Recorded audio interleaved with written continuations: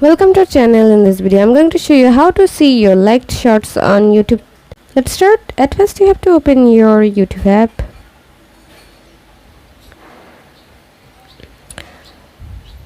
Then tap on shorts. In here, if you guys want to like a video, you guys can do it. Then after you want to find this video, how you can do this.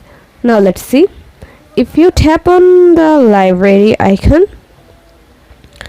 then you guys can find out liked videos. If you tap on here, then you will find all of your liked videos that you have liked on YouTube. If you want to find out only shorts videos that you have liked, tap on shorts.